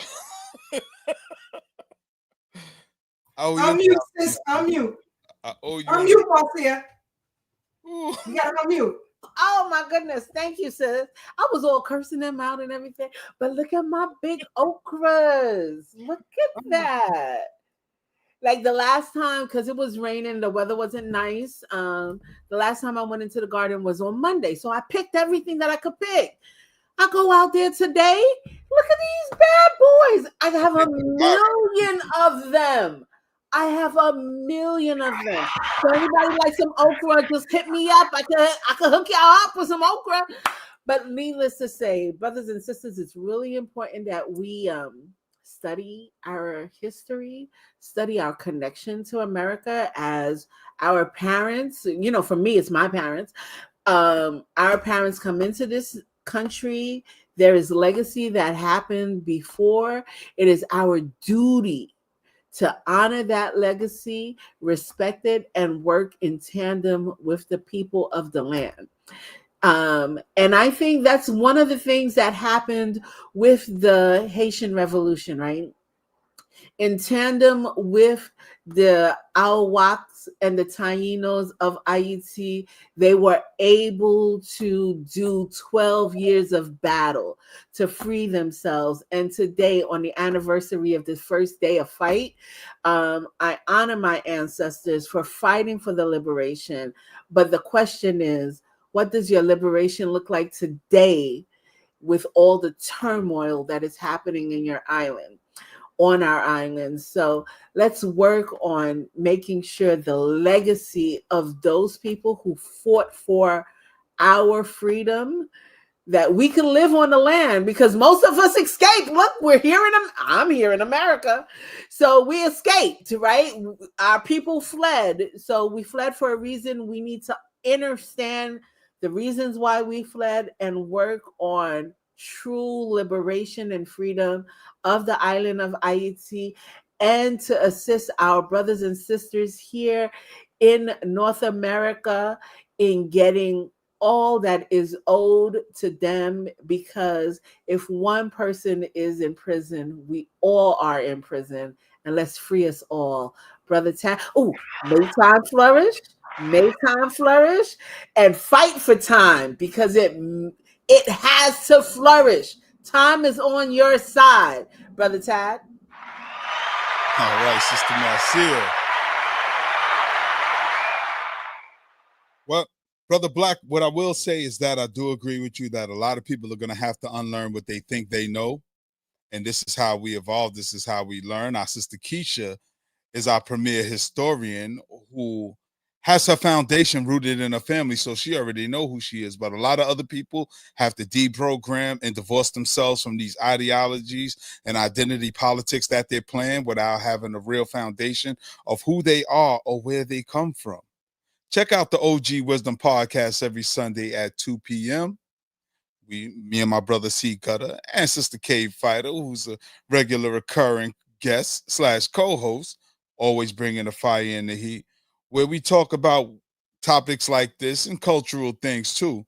But family, we really want y'all to understand that the position that we're coming in, and again, I echo what my brother Black said, a lot of whatever you think you know, you may have to divorce yourself from that and make space for new information as the universe unfolds and as more information is unfolding. Sister Keisha had already told us about the genetic makeup of the FBA brother Albert Perry. That's his name, right? So we go into science with this whole thing about who we are. We're going to start divorcing old ideas and impregnating our minds with new ones. So hopefully you were inspired by something here you heard tonight. Now it's your turn to go out and inspire others. So y'all stay up, stay blessed, stay true. And remember, no matter how hard things may seem right now, there's always better days ahead. Sister Keisha. Yeah. Brother Tad, I will be sending you Divine's number because he wants some meal plans. Juliente. I will send you his number before I go to bed tonight. Uncle Jesse, I got you. Aunt Marie, I will see you tomorrow on the call and on Sundays. Even my aunt taking a class. You know what I'm saying? I get the history from them. But, some things she want to know. So she'll be in the class. Brother Terrell, thank you for the love offering. Always, I appreciate you. Always, always, always. Sister Aruba 927, please inbox me your email address so that I can send you the link for Sunday. Send it on Instagram or Facebook, whatever way you choose. But I'll catch it. And the rest of you, I will see you at the class on Sunday. And of course, on OG Wisdom Podcast. Remember, family, it is your responsibility. It is your responsibility. Your responsibility to know who you are, know where you are, and know how to operate where you are. I wish you all a great week. Stay safe and dangerous at the same time. Good night, y'all. We are out.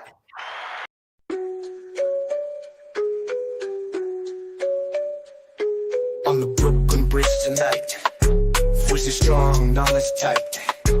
Thorough black talk in the air, changing minds, changing flair. From Brother Tad to Sister K, warriors got things to say. Sister Marcy brings the heat, Brother Blacksmith keeps the beat.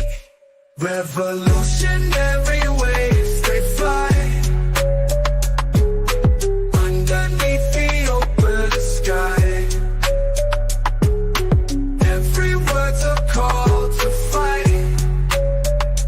Tune in, feel the ancestral light. Thursday nights the world will see. Black power media on a spree. Facebook, YouTube all aligned. Breaking free from every bind. Social talk and politics. Every voice breaks through the matrix. Commentary raw and true. For the many, not the few. Revolutionary waves, they fly underneath the open sky. Every word's a call to fight. Tune in, feel the ancestral light.